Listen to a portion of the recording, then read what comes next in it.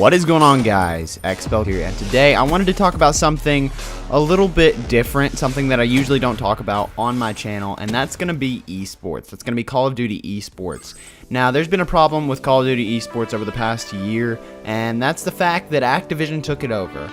Now, this was supposed to be the biggest year for Call of Duty yet, especially when it came to esports, and that's because Black Ops 2 was the lead when it came to esports. They really just started allowing players to get what they needed from esports, and that's when they really showed a little bit of support, but they've actually been building it by themselves. Like, the players have been building it by themselves. If you want to go and look at something that I'm kind of basing this on, not exactly, just kind of elaborating on how I feel about the situation, just go look at the Optic podcast, episode 8 and episode 7.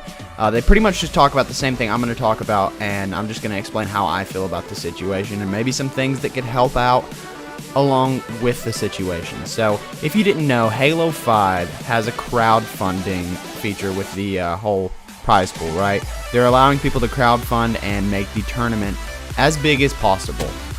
So they made it up to $2.5 million, which means the first place gets $1 million. Split amongst 4 players, that means $2,500,000, right? $250,000, okay? And that's a great idea. That's an awesome idea. Given that that's in 1 year and that's insane, I mean, most people only make like $60,000 a year, right? That, or actually average is 50, but regardless, into what I was trying to say, Call of Duty had pretty much promised that they were going to allow everyone to crowdfund. And then later on, they said that they weren't going to do it. They were just going to make the tournament $1.6 million, which is more than Halo was originally, but there is no crowdfunding. Call of Duty is pretty much being laughed at this point by all the other esports, especially since crowdfunding is a big thing when it comes to making the prize pool bigger. And yeah, people have already said that Call of Duty is dying. And that's a big deal to Activision, I assume. And it's going to make it so that they really don't want to do that, because maybe 1 year they have the 5 million, maybe 1 year they have 4 million, and they don't want to have to make up the difference, basically. It's money out of their pockets to make up the difference. Now, in my last video, or 2 videos ago actually, I talked about how supply drops are pretty much screwing over the regular player. They're just taking the money from them. Now, a good idea right here. I had this a couple weeks ago, honestly. I said it in one of my videos, but I didn't really want to elaborate on it. I just wanted to keep it a topic for a different video.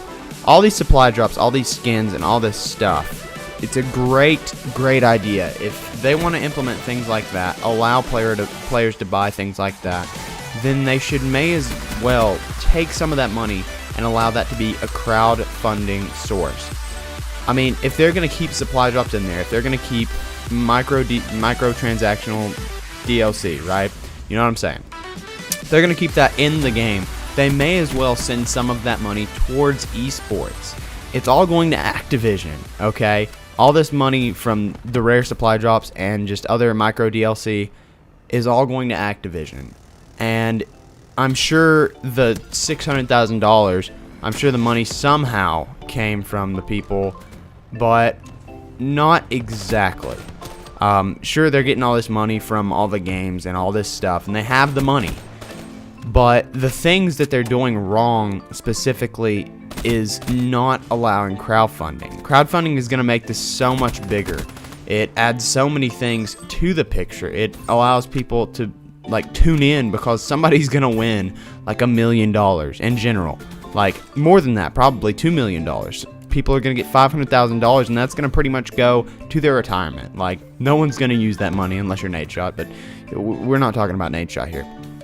So why not allow these people to do this? Why not allow them to have crowdfunding? And if you agree with this, don't forget to put your comments down below. There's a lot of other ways that they could really implement it, but specifically in the micro DLC, they may as well send some of the money from it over towards that, then I'd really have no problem with buying COD points. I'd have no issue with it. But the fact that they're all just kind of pulling the money out of our pockets and keeping it for themselves, when obviously Activision is so big of a company that there's no reason to be money hungry, right? They have so many games out there that they're pulling revenue from, especially with micro DLC. They probably made 10 times more from micro DLC on Black Ops 3, on Call of Duty in general, than they have the game. I know that sounds ridiculous, but it's kind of true.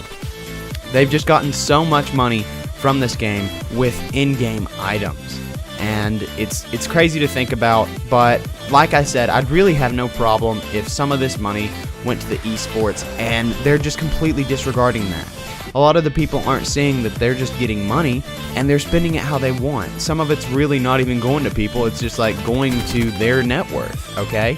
And if they're going to be doing this, and I know they're a company, they need to have money, they need to be able to do what they need to do to make more games and things like that. But they have the money is what I'm trying to say. They have the money.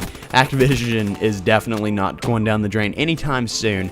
But just the way that they're not allowing crowdfunding is just a very big deal, especially since we're seeing so many other games allowing crowdfunding. But that's pretty much my thoughts on the situation. If you think the same thing, if you follow esports at all, just leave your thoughts down below in the comment section. But that's going to pretty much do it, guys. If you enjoyed the video, if you thought a lot of what I said, then don't forget to drop the video a like and subscribe for more awesome content coming out each and every day, guys. Thanks so much, and peace out.